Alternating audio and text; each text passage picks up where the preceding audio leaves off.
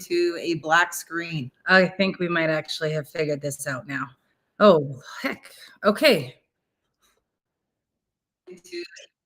There we go.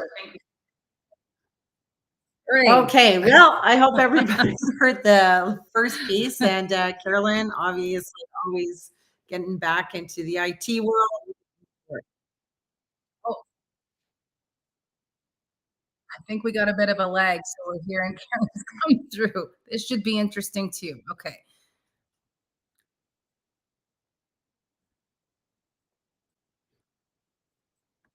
Okay, I'm gonna try doing that for now, and then we'll fix the rest as we go. Okay, let's make this happen, people. We're so excited because we're live now. It's gotta be ours. Okay. I don't know what's happening here, folks. So we're just gonna keep going and hope that for the best here as well. I figured it out. I'm good. Okay, so now we're going to keep going ahead that we've gotten through all the rest of this junk. So we are very excited today to talk to the lovely Dr. Karen Gellman, and I hope I'm saying that properly, because we have taken a big switch in how we look at the welfare of the horse and how we hold ourselves in posture and that sort of thing. Mm-hmm. But now we're going to look at a little bit of a different side of it today. So we're pretty pumped to hear more about that. And we will bring up Karen very shortly here. But first and foremost, we want to go back to the old roots because we haven't been on Facebook Live for a while. Forever, it feels like. So we're going to throw out that hashtag. Holy jumpin' tuna fish. If you guys catch something that blows your mind today, or you'd like to know more about, or you just think is really great information, throw in that hashtag for us, because it always is good for us to know who exactly is liking what as well. And then the other hashtag is that lovely We Are Life Changers. And of course, we are not just talking about us. We are talking about all of you, our horses, and all of these beautiful beings that have the opportunity to change a life for the better every single day that we live and breathe. And that really does boil down to spreading a little kindness. Kindness, people. Man. Kindness, everybody. Be no nice. need to be mean. And especially when we're working with horses and we're trying to do better, because remember, we brought the horses to our world. It is now our responsibility to look after them in their world, their culture, and their language by understanding them, not us making them understand our human world. So nice. That's exactly right. And for all of you who are watching, we do like to know who you are and where you come from. So please do throw that in the comments so we can shout out a quick hello as well. And then, of course, share, because sharing is, in fact, caring. It's caring, everybody. And we do want more information about the welfare of the horse and how we can always improve their lives out into the world as much as humanly possible. So please do share this out so we can get a little bit more of this out into the world. And then, of course, if you're catching this on replay, do throw in that replay in the comments as well when you watch later so we can come back and say hello to you too. Alrighty, well, without further ado... Oh, yeah, and us. So if you don't know who we are, my name is Carolyn Charles. I'm the Director of Sales and Marketing, as well as an instructor and facilitator for the Equine Connection, the Academy of Equine Assisted Learning. Hi, everyone. My name is Carrie Fulmick, the founder of the Equine Connection and master instructor, helping people globally around the world do what it is that we do. And what is that? The most purposeful job. Now, I know Dr. Karen might disagree with me, but it's still with horses. So it's all an amazing experience. And it's so purposeful when we can be able to work with horses in their world, like I was saying before, versus in our human world. And for us, it is equine assisted learning with, of course, business training. So helping people to understand how we can work with horses in a completely different way by understanding how they teach and allowing humans to become so empowered by the process and how a horse actually speaks through their language. We do not give no human stuff when it's coming to these objectively driven programs. But I tell you, we've been doing this for over 16 years. And the changes we see in a human every single time they are able to work with a horse. And again, being empowered enough that they make their own choices as they're going through the journey of our programs that are provided in this certification. And just one more thing, This certification is all about the welfare of the horse first. Mm-hmm. So we're not trying, again, to do it in that human piece, but we're actually looking after them in order for them to be strong, healthy, which is going to go perfectly with what we're talking about today, to be able to, again, not use horses, because there is no using horses here at the old Equine Connection. It is all about working or partnering with our horses. That's exactly right. And I see we've got Brandy from Arizona on, Cheryl from Sturgeon County, Julie from Bakersfield, California, Holly from BC, Karina's in from Ontario. We've got Riley on here from Saskatchewan. So we've got lots of people joining us. And without further ado, let's talk a little bit about who our guest speaker is today.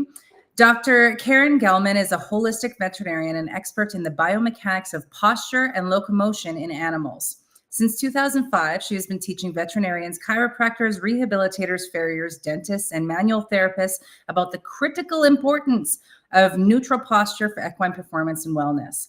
All horses can easily understand how to recognize and fix postural imbalance, which is often the root cause of many mystery lameness, behavioral issues, and or poor performance. So when postural rehabilitation restores your horse's neutral posture, they will become calmer, more cooperative, and ready to share your dreams. Ooh, so without further ado, here is the lovely Dr. Karen Gellman. Hi. Hey there. So excited that you are on with us. And you know what I love the most is you contacted us. And I love when people aren't shy about anything. Hey, we're on the same page in our different industries, but I love that you connected with us so that we could share you with our tribe globally around the world. Yeah, I think there's a lot of overlap with our cultures. I mean, obviously, everything you just said, it's like, yeah, of course, duh. Obviously. That's what we have to do. You have right? to, respect the horse and so forth. And, we've been doing these posture programs for a long time. And what is really interesting is how people just don't really understand, like no one ever taught them that the horse is doing something else for the other 23 hours a day, that you're not riding it. And what they're doing is standing up. So what do you think is going to have the biggest influence on the horse's overall health and well-being? Is it the 45 minutes that you are riding your circles and practicing your dressage test? Probably not. And most horses these days are not the kind of working horses that there used to be 100 years ago. I mean, 100 years ago, well, maybe 150 years ago, horses were the engine of commerce. They had to pull the trucks and do all of the moving of humans around, moving of goods around. So a typical horse would be putting in 10, 12 hours a day on the roads. But now the horses are mostly sitting around. Yep. It's so true. Yeah, it's very true. So how did you kind of fall into this piece even before we get started? And then we'll kind of let you roll with what it is, and all of this other good stuff that people need to know. So I went to vet school kind of late in life. I started riding again in my late 20s and then decided, well, I want to spend the rest of my life with horses, and it's too late to be a great rider and a great trainer, but I'm good at going to school, so I went to vet school. And I became a veterinarian, but almost as soon as I started vet school, I realized that, the veterinary business is very much like a trade rather than a science. Because, you give the vaccinations, you do the wormer, the this and that. So I had fallen in love with science when I prepared to go to vet school. And so I ended up staying on for a PhD. And my PhD studies, I was really interested in spinal function. And I was so dumb that I thought that, like, oh yeah, I'm gonna figure out the back of the horse. It's like you could do that in 4 or 5 years. So we ended up doing a really complicated study, but it turned out that what I studied was the movements of the head and neck while the horse was going at different gaits. So I was looking at the head and neck and the nuchal ligament and how the head and neck were rotating around the body, the thorax. And it's amazing now, 20 years later, or 25 years later, This is now like the hottest topic there is because it's the area that's affected by ECVM. So Oh. all of that, work that I was doing studying that area those many years ago, I didn't have a clue that there were malformations there. I mean, I wouldn't have even thought to look at it. I was looking at the nuchal ligament. I was looking at the more superficial muscles, and I completely missed. Now, it may not have been as prevalent then, too. So, you can't really Mhm. predict those things. No, no, you can't unless you have a crystal ball. Anyway, so that's how I was studying the head and neck, and I had gotten training in acupuncture and chiropractic, and I did my acupuncture internship with a veterinarian in Pennsylvania who, in my practice in New Jersey, everyone would say, like, you haven't met Dr. Shoemaker? Oh my God, wait till you meet her, because she was this real character. So I went to meet Judith, and she's amazing, like the most brilliant mind I've ever seen. And she was doing this work with horses that was pretty incredible. So she would get these really high-end performance horses from all over the East Coast. She's like licensed in 17 states. And I spent a couple of weeks with her and I watched her do this every day. She did the exact same thing with every horse, and every horse like got better immediately right in front of our eyes. And what she was doing was fixing their posture. And it was really interesting because I had really never seen anything like that before.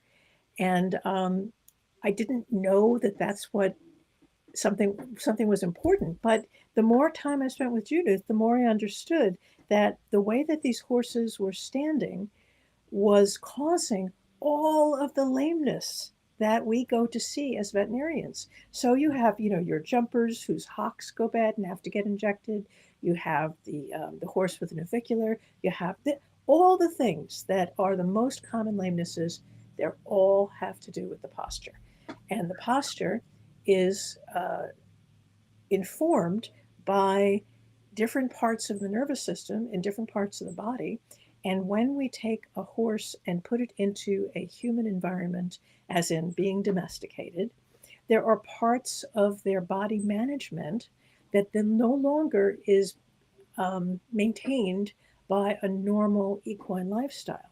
So let's say you've got horses who are living.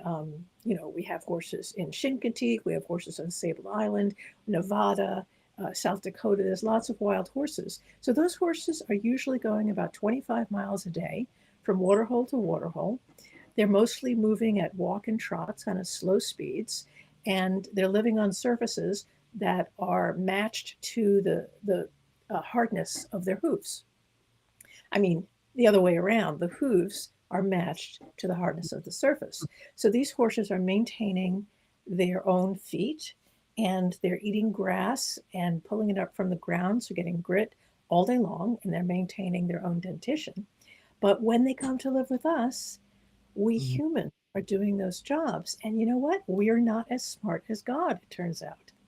Nope, Weird. not even a little bit. And we simply just don't know what we don't know until we do know, right? Yeah, exactly. Exactly. I could say that phrase again and again. You don't know what you don't know.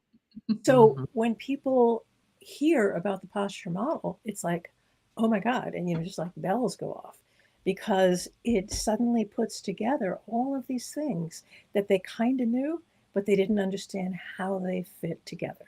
So for the veterinarians and chiropractors that we teach, it's like, oh my God, I knew this, but I didn't know how the story fit together. So when you can see a consistent thing that is always the same, it's backed up by science, that really tells you that you can do something to help the horses. And it's not just for like, oh, this one little pampered horse. This is for everybody.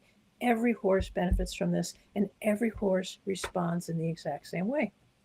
Wow. That is really cool to know 100% is going to work for every horse.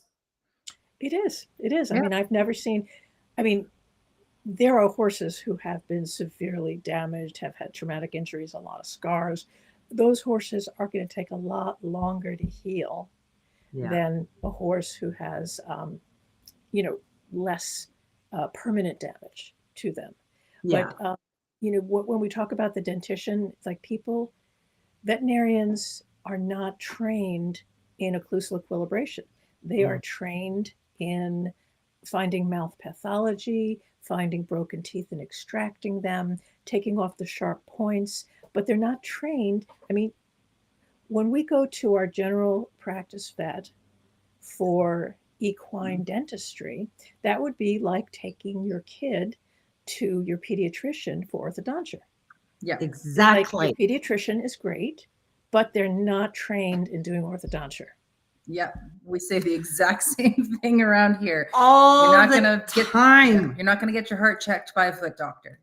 And, you know, it is very sad in that area alone how many of us in domesticated horse world don't even understand that actual equine dentist, like the Dentistry. actual dentist, because he's not just doing what you just said, like he's doing the whole mouth to be able to get those horses to be able to eat like they should in the wild. And some of these teeth, I mean, they're breaking jaws in these horses, like, and they don't know.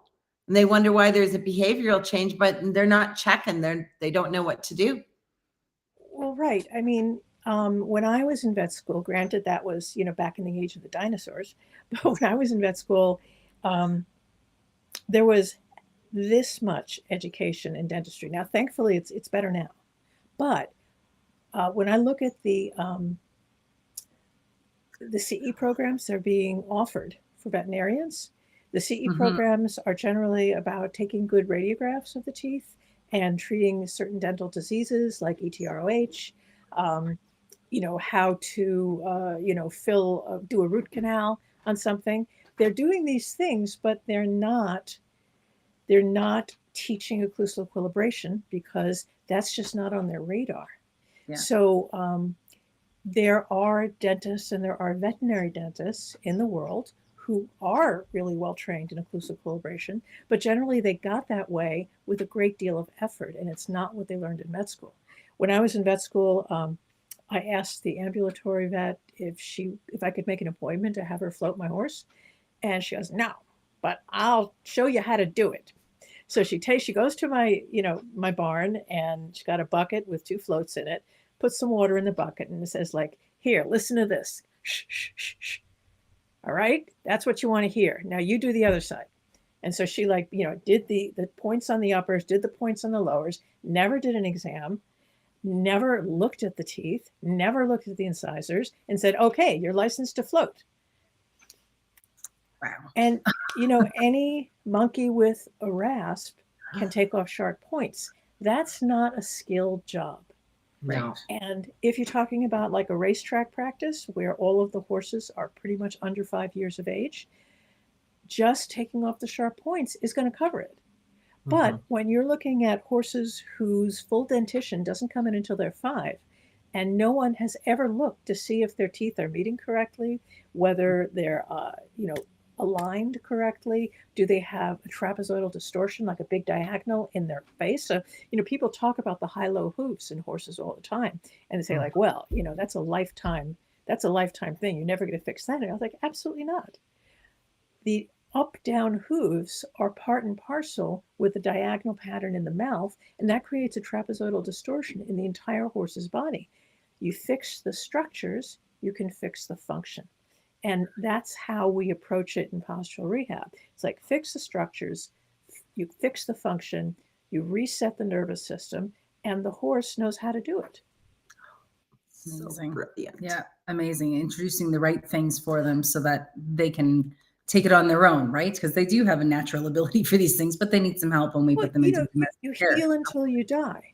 Yes. And if a horse lives in an environment, in a situation where their structures can't be corrected on their own, they're not doing 25 miles a day. They don't have abrasive surfaces. They don't get, like, if they're living in a stall and they don't ever get to go on different surfaces, their whole postural organization is going to be compromised because they don't have the the subroutines to walk on different surfaces, to walk squishy here, hard there. They just don't know it. And it's like people who live in the city and always wear high heels. They are not going to have the best overall body integration because they're having a single kind of input. So whatever kind of equine athlete that you want to be working with, you want them to be all around balanced and able to cope with new situations as they arise. Yes. Absolutely. So when it comes to the whole posture piece, like where do we start? Yeah. Like where do we start? What do we do? You start by looking at the posture. You start by looking at the horse standing on level ground and saying, is this horse standing with its legs perpendicular to the ground like a table? And it's very simple. Like, that's the most stable way to stand. And if the horse is not standing like that, then you have to go looking for the reasons why. So do we have any ability to show images here? I don't know what your end looks like, but I possibly could. Let me see. Do you have a little side thing that says media? I don't see anything. I see a microphone, settings. I don't see anything for media. It might not let you. Boo. Is it off that worksheet that you sent me? Well, what about the image that you put In the event. for this? Can you pull that one up? Yeah, I should. be Yeah, able that to. is a great one. And, we've been recently, well, the past year, we've been working with Chris Irwin. I'm not sure if you've heard of him before, but that's been huge with the 3 energies and how horses always use it. We do too, but we're just not aware like a horse is aware. So it's been really interesting with using these new postures that we're moving with the horses. It's really changed how they're feeling, even as we're working with our horses, because even with these energies and posture, there's no pulling on the horse's head. So this has been a very exciting advancement to us in this horse world, because now we're moving towards energies, the way that they should. What is it you're saying? That tree energies? 3. No, 3. Oh, okay. Yeah, like, what? The tree energies. I mean, I guess a tree could be one of them, but yeah. So But what is that? When I saw your postures beside each other, I'm like, yep, that's exactly the same idea, what we're looking for, even when we're working with our horses. Where is that? How's that horse standing? Where is his posture at? You could take the screenshot. Yeah, I'm just trying to find. Sorry, I'm looking at what she's trying to find at the same time. She can't see what is happening otherwise. But it is an incredible picture to show the 2 horses side by side. So Chris Irwin is, again, always all about using their language and how they move each other, how they draw into each other, how they actually, well, through that communication piece, but it's all through posture. So it's, like using the energy of a push energy, then we have a draw energy, and then we have a block energy. Oh, there it was. Yeah, I just can't get it. Anyways, it's changed our horses' lives. Yeah. I mean, and like I was doing this this live program last night with my friend Rachel Hart, and we talk about how behavior is communication. When a horse offers a behavior, that's their way to communicate. They're not yakking at you.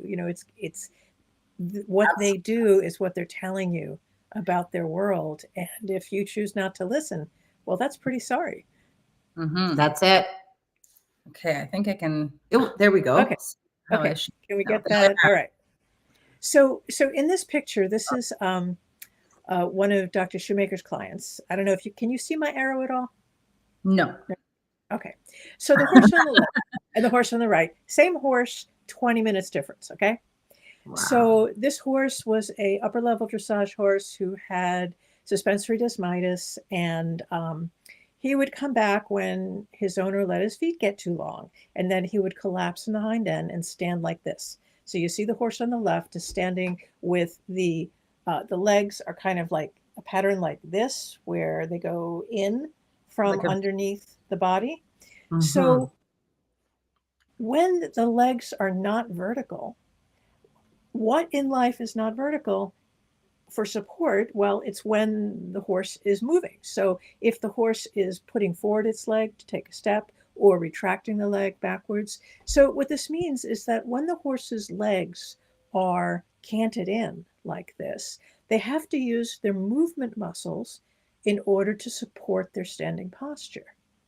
Mm. So if you know anything about biology and physiology, there's muscles that are what we call oxidative muscles that are powered by blood and oxygen. Like, oh, I got to get the blood, the oxygen to my muscles so I can keep going. And there's blood that is for, sorry, they're muscles that run on glycogen, and they call those fast glycolytic muscles. And the fast muscles are for like sprinting. And when the body is functioning, for locomotion, it uses these fast muscles because they can generate a lot of power. So they're meant to go on, off with each step. But when you have to recruit those fast glycolytic muscles in order to stand, then they're on all the time. And that's when you start getting, you ever get a Charlie horse where you have a buildup of lactic acid at the muscle? That's when a fast twitch muscle has been working too hard.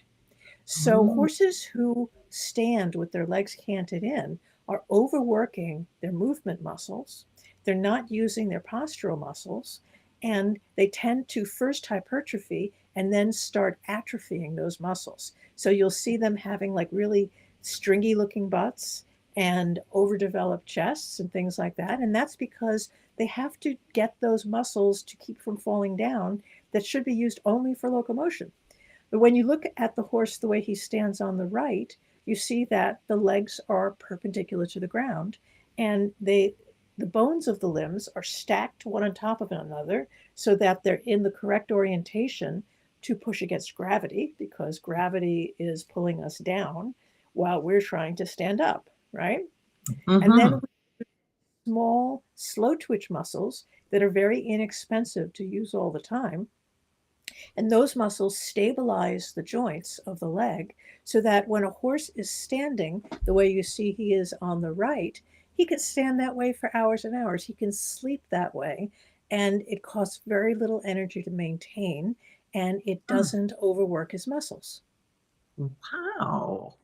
And even, wow, sorry, go on. Yeah, I was going to say the normal neutral posture, which is what you see on the right, that's the way all horses should be. So if you look at pictures of wild horses anywhere, if you look at any vintage photo of horses, they all stand like a table with their legs perpendicular to the ground. Nice. That's so cool. So that is the default position and what it should be. Now, modern horses, a lot of them, and I can tell you there's like some really specific things that make horses stand canted in, and one of them is long toes. So long toenails, that is one of the things that makes horses stand in. So long hooves, but it's the same thing with dogs. That's why I was saying toenails. Dogs who have long toenails also stand like that, right? Makes sense. And when there is a mismatch between the dental arcades, so you want the teeth, if we're looking from the side, you want the teeth to be meeting like this in the center. But if the teeth are, the top one overhangs the bottom one, that also creates the conditions that make the horse think that they're standing on a hill. Because if you tilt your head back, you'll find that your jaw tips backwards. So if the horse's brain recognizes a pattern that it's standing on a hill, and this goes with the long toenails and with the dental thing I just described, what you're going to do is you lean forward over the hill and put your shoulders behind you. Can you visualize that? Yeah, absolutely. So if you were on an actual hill, that would be great. If you're standing on level ground, when you put your legs behind you, you're going to fall on your face unless you counterbalance with the hind legs. And that's how we generate the abnormal compensatory posture. Very interesting. It is. And even if you just looked at that, and again, no one maybe even knowing any knowledge of this, which again, now we're gaining, but even when you take a look at a picture, knowing nothing, you feel a difference between the two horses. So, but the funny thing is that, like I've used this pair of images for a lot of articles we've written about this. And there have been at least 2 times when I sent in the images with their, like really well labeled, exactly, this is abnormal posture, this is normal, and had the editor switch them around because they thought that the horse on the left looked happier. Wow. Exactly, exactly. They thought that the horse on the right looked very sad, and therefore that couldn't be the normal posture. And the one Oh, on the one. So oh my. how much are we used to seeing horses in a very alert, alarmed pose? And this goes to another really critical thing about the posture model, which is that standing with your head up in the air and your back arched like this is what you do as a reaction to danger. So let's say, oh my God, the roof is falling in.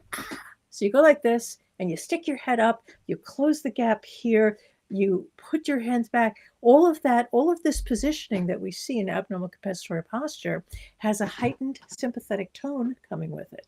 When you're in a heightened sympathetic tone, it essentially creates a situation for PTSD. So, you're working with the Igala model. You see horses coming through as potential volunteers. Like, what's going on with them? Are they hyperreactive? You see the kind of horse who blows up if they see a gum wrapper around the ring? Or are they dissociated?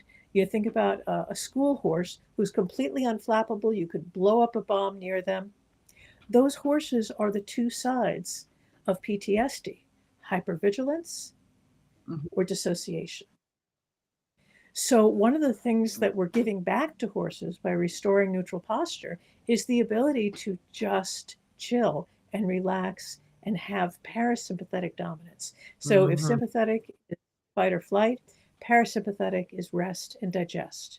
Mhm. So, when the So horse's head is up in the air, they are alert, they're looking out, they are being vigilant. So, that is a good thing in an appropriate situation, but it's not how you want to live all the time. Absolutely not. Yeah. absolutely not. We can take that adrenaline off just a tad. Yeah. Yeah. That's not where we want to have them. No, siree. So going from the horse on the left to the horse on the right, what does that process kind of look Yeah. like? Like, what do you, Okay, so in this case, because Dr. Shoemaker, just wanted to get the good photos, and these were from a long time ago, she just did her manipulation of the horse's neck, and the horse had been treated many, many times before. Let's say the horse on the left was a new horse that came into practice. What you want to look at their feet and see what the hoof balance is like. You want to look at their dentition and see whether whoever had been managing the horse's dentition was doing an appropriate job. And then you want to reset the function. So there's the structure, there's the function, and the two of them are working around each other. So you can override distorted structures. So when the hooves get too long, the hoof capsule itself becomes really distorted. And what happens very often is that, do my little model here, the hoof capsule sits on the coffin bone, the P3 bone. Let me see, get this in the right angle. Come on my camera here. So if this is the P3 bone, and here's the hoof capsule sitting around it, if that hoof capsule goes too long, it actually moves forward of the P3 bone, and the bony column of the leg and the hoof capsule itself no longer have a relationship with each other. So the horse ends up with a collapsed digital cushion and a distorted hoof capsule up front because there's too much leverage on it. And this is the case with, I would say, 90% of the horses that I see for performance problems. It's Wow. astonishingly common. It's so common that people think it's normal. That's the worst part though, because that's not good. Because then we're accepting things like that. And well, it's just not the way. For founder, Well, my brain is just thinking, because this can help even horses who are foundered. so founder is a particular disease. Founder is a inflammation of the connection between the hoof capsule and the bone. So it can be caused by a metabolic imbalance. It can be caused various things. Founder is not a result of poorly trimmed hooves, though. Right. So That's if a lot of horses have poorly balanced hooves and some of them founder, then yes, some horses will founder with poorly. But what's interesting is that the treatment for founder is to remove the toe leverage. So the more leverage the toe has, the more. I mean, it's founder is exactly like if you want to kind of feel it in yourself. Did you ever get a fingernail bashed on by a hammer? Mhm. And you know how painful that is? And there's all blood underneath your fingernail. And in fact, the treatment for it, if you have to go to the emergency room, is that they make a little hole in your fingernail and allow some of the blood to come out. So that's essentially what founder is. Founder is a inflammation with lots of fluid and inflammatory mediators in between the horse's fingernail and what it's attached to. Got it. Mhm. It's So interesting. if You your fingernail, if you like pull back on your fingernail, that is putting leverage on the connection between the nail and the nail bed. So similarly, if a horse has laminitis, which the extreme version is founder, they can have a more minor laminitis. The longer the toe is, the more leverage is trying to peel back that hoof from its capsule. Does that make sense? Yeah. yeah, Yes, yes, it's completely. painful, Picturing it. incredibly painful. Yeah, Yeah. yeah. It's interesting So, that can lead to other things, though, even with the posture, right? Because then as they compensate for that piece, then they take a different posture. And then even if you got them through the laminitis, you still got to get the posture back to getting them to a healthy space as well. right. So there's always those compound things that Yeah, are I on mean, top there of is each a other. characteristic, there's a characteristic posture for laminitis where they're trying to basically take the weight off their toes. Um, that is, I mean, so when we say the words, you see that horse on the left is labeled abnormal compensatory posture. The horse is adopting a compensatory posture, but there's no reason for them to do it. A normal compensatory posture, for instance, would be when you pick up a leg to be trimmed by the farrier. The horse takes its other three legs, arranges them in an even triangle, and allows the leg to go up in the air. If a horse has an injury in its leg, it will rest the leg while it's standing, and it'll arrange a normal compensatory posture for the other three legs. If Mhm. the horse has a founder, what it tends to do is kind of rock back and let its toes not take a lot of weight. And the horse will go back to its normal posture when the condition has resolved. So when you have an abnormal compensatory posture, you have a posture that's being driven by distorted proprioceptive input from the important postural sensors. Makes sense. Okay.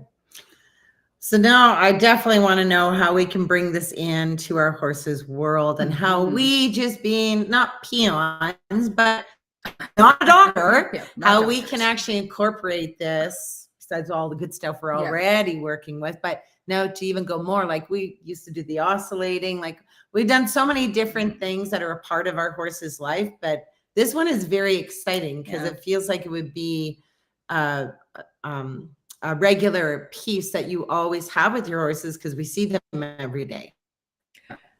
Yeah, You've got a yeah. week. So I think everybody who owns horse. I'm sorry, we have a little lag here. I didn't hear what you said. And if we see a horse with an odd posture, what do we do with that posture to help correct that?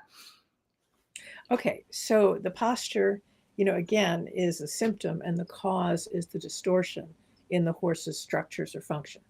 So most Right. commonly, we have a poor hoof balance, but there's also the dentition, and there also could be like an injury in the neck, and that could be part of it. ECVM horses, they have an injury in the lower neck. I mean, a congenital injury. It's not something that's happened to them. So what can you do? So my partner Judith and I, who have been teaching this for 25 years, our mission is to help all the horses get a neutral posture. So to this end, we're training a lot of professionals. So we have the Postural Rehabilitation professional course, and we are training veterinarians and chiropractors and physiotherapists and dentists and farriers and massage therapists and energy workers, and all these people are learning the whole posture model and what they can do about it. And we used to teach all these courses in person, but we stopped doing that like 10 years ago because we got too busy with our research. And now we're teaching it online. So we did the first online course last January, and now we have a directory of postural rehab practitioners that's online. I can give you the link for it. And people can find, maybe you can find a PR practitioner near you, or you can get a PR consultation that's a virtual consultation. So some people are doing the consultations, and they can help you look at the different parts of the puzzle so that you can figure out how to fix your horse, what the problem your horse has. And, it'll involve, looking at the feet, taking photographs and things like that. We're also offering for the first time, actually just next month in October, we're doing a postural rehab course for riders. So you don't have to be professional. We're not going to use all the jargon. And this will be a class where we will teach you what are the basics to look at in posture so that you can work for yourself to figuring out what your horse needs and who's going to be the best person to help you. Fabulous. I like that. Yep.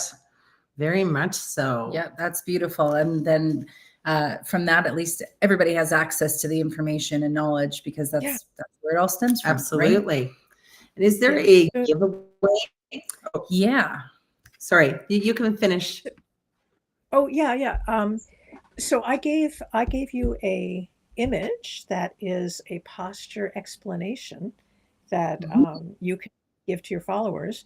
And when we start doing the launch of the posture course, we will be giving away several free opportunities to join the course for free. Woo! I like that. But in the meantime, things are not quite ready for all of that stuff. I have to film a webinar, and I have to go to a vet conference this weekend. And then, after that, I'll get the webinar done. And then we get to start the process of getting people into the course. So for the meantime, I gave you a link where you can invite people to get on our early interest wait list for the course. And what that means is that when the cart is open, we will send you an email and let you know how you can register to watch the webinar, which will be a free, detailed with lots of pictures, explanation of what we were talking about today and going over all the different parts of it. So that's a way that everybody can get involved. And then as part of that whole process, we will do a drawing on Facebook Live, and we'll give away some free memberships to the program. Ooh, beautiful. I love this. And I did just throw up comment posture. So if you do want that link as well as the free PDF today as well, throw comments. Nope. Throw posture in the comments, and then I will be happy to send that off to you after we are completed as well. So 2 exciting things. A gift is always nice to have. And of course, then that link to get onto that waiting list. So this is very exciting. Yes. And if this were like 2 weeks from now, I'd be sending you right to the webinar. But the webinar, I didn't film it yet. So it's one of those things. It's okay. We understand where you're coming from. It's just the way it rolls. But when the timing is there, we will all be ready. Exactly right. Yeah. But I'm excited to know that you can do this just on your own after the training. That is something I think that what you can do. So as a rider, what you can do is you can be more knowledgeable about what your horse needs. So we can't train you online how to do the manual manipulation to override these distorted structures. That is a very intensive training that we do with the licensed professionals in person. And it is very intensive. Okay. However, this is how we do it, but Rachel Hart does it in a different way. Celeste Lazarus does it in a different way. Everybody has their road in. It's kind of like, we say it's like the blind man and the elephant. It's that we all have a different piece of the puzzle. That's our entry point. You have to jump on the merry-go-round somewhere.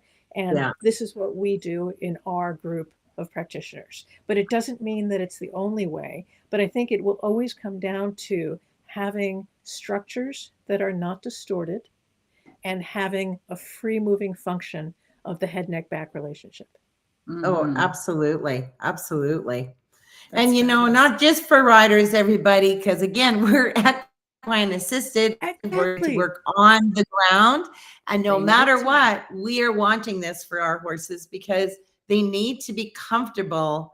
And again, number one thing horse needs to feel is safe. This is all part of their posture as well. Because again, we take that horse on the left, that higher head, more adrenaline versus the horse on your right.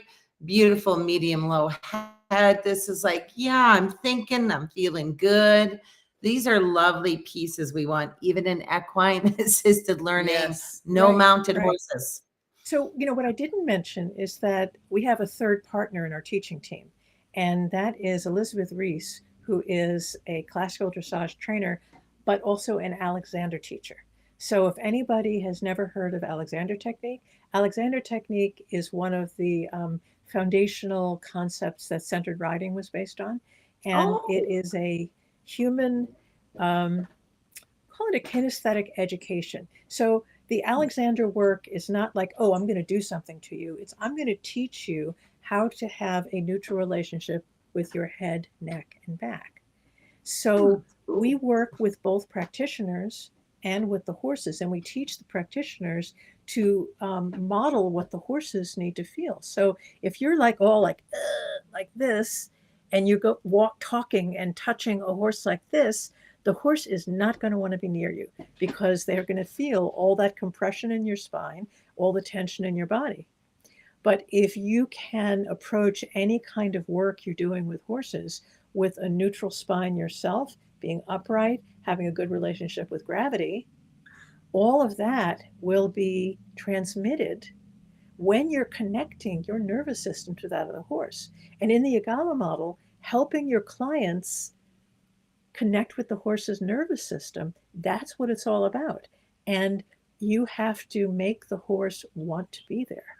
So the Alexander work is absolutely critical for our practitioners to understand this. And in the rider course that we're going to be doing next month, we're going to have a half-day workshop with Liz where she will lead people through this incredible kinesthetic learning. I love That's very kinesthetic cool. learning. It's the greatest way to learn on earth, man. Yeah. Yep. Greatest way. We did have a question on here as well, if you're open to it, from Alicia. She has come to learn that as a body worker, she's come to learn that the perfect posture is not 100% possible for all horses. For your whatever old pathologies or injuries might be in its body. When you take them to perfect posture, their body is not able to support that due to its physical structure being compromised. And after a while, the horse almost falls apart and is worse than they were before the postural rehab started. What are your thoughts on this? So I had mentioned earlier, so we have these distorted structures in the structures that are reporting for postural control. So, we have the inner ear.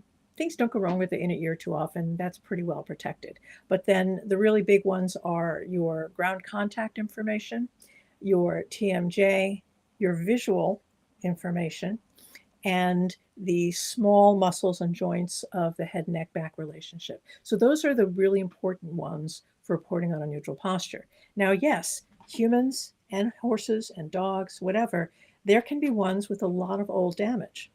So you have to help them have the most neutral posture they can, given what their body is. And that may not look like somebody who has a perfect body who just had long toes. So whatever you're doing, you always want to work to make it as close to neutral as you can. So a great example to think about that are the ECVM horses. So the ECVM horses have a congenital malformation in their neck. If they have a unilateral ECVM, they are never, ever going to be symmetrical. So what do you do for a horse like that? You try to make sure that the teeth are absolutely perfect, that the feet are absolutely perfect. You give them the best possible function of their musculature, of their postural system, so that they can make the most of what they have, despite you could even call the ECVM malformation a scar because it's something that you can't change. Now, we can change a lot of scars. So we do a lot of work with injecting the withers. There are horses who have kissing spines from postural problems, and that's a different thing than congenital kissing spines. There are a lot of things that we can do to make scars have less influence on the body, breaking down scar tissue. We can inject them with procaine. We can do a lot of different things. And yes, you can't make everybody perfect. That's just not possible. But the most neutral they can is going to be what's best for the horse.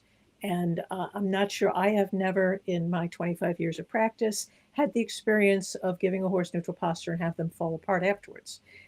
they work with the best that they can. So again, that hasn't been in my experience, nor in the practitioners that I work with.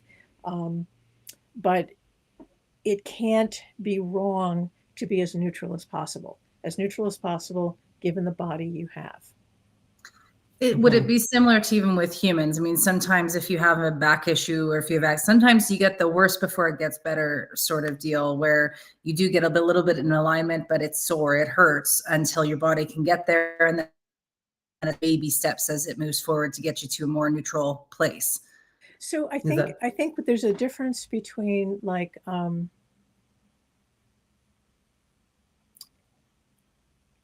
trying to so posture is not the same thing as position. Right. A lot of us think like, it's like, okay, I come into a room and start talking about posture, and everyone goes, I'm going to stand up straight. And, the positioning is not the same thing as posture at all. So if you're like working with a horse and you insist that it puts its leg square, and every time it puts a leg not square, you bring it back and do that, that's a very different thing than clearing the distortions off of their nervous system and allowing them to express the posture that is neutral for what is left. So again, I'm not sure what the person who asked the question, what their experience is, and what kind of posture work they've been doing, but I'm just trying to tell you from my experience what I see. That's perfect. Thank you. Well, this has been beautiful. Wow. And I'm sure people are to send out, as well as some more information about how they can be a part of a course as well. And I know, well, again, we always talk about the welfare of the horse, and whether it be a different form of equine assisted learning like EGALA or something like that, or our format, or riding, or whatever else. This is one of those bases for horses that can really make a true difference in their lives. And I think that's so fabulous that we got to have you on today to help promote that to people out there as well. I love it. And one more time, how did you find us? I love that you connected with us. That's still my favorite thing. I just poked around looking for horse podcasts, and yours was good. Well, I like that. Yours was good. So I say I'm going to connect with you. We appreciate it. That's it. Well, this works wonderful. I know even our facilitators who couldn't join us, we have another community there as well. They're so excited to hear the podcast and be a part of this as well. So we're going to get lots of people. Okay. And for and any people of you who have are any more questions or stuff like that, our Facebook page is Postural Rehabilitation for Horses and Dogs. And beautiful. You can just go there and follow stuff there and send me a message if you have a question, and be happy to answer any questions. Wonderful. And I will put a link into that as well if anybody wants that information sheet, as well as the information about when the course is coming up, plus the link to your Facebook. Please do throw posture into the comments, and we'll make sure to get all that information off to you guys. Absolutely. Are you able to see also questions in there on your Facebook? That would be like if I like put my glasses on and just in case if there was any that you wanted to answer on the side. Let's see, were there other questions? But I think just the question that you were saying about that you mentioned before, about people are just excited for everything. Or like there is no such thing as perfect posture. It's the most neutral you can be given your body and your environment. And posture will depend on where you're standing and what you're doing. And, it's not a rigid concept. It's flexible, but what we want is to have a resilient relationship with gravity, because we can't get away from it. No, I noticed that. It doesn't seem to let up ever. No, we need a new kind of bra made after this. What's this with gravity? Well, thank you so very much. Thanks for inviting me. I definitely think we could have been on for 3-4 hours, because this to me is we just touched things. We didn't go enough. But excited about your course that you're going to be offering. So we will definitely be a part of this journey with you. So we're going to see you more often. Okay, fantastic. Well, I look forward to coming back. Thank you so much. Thank you. Okay. And everybody, don't forget to throw posture in the comments to get all that good info. And I'll send it off to you guys all after the live. Have an amazing day. Look after that pony pone.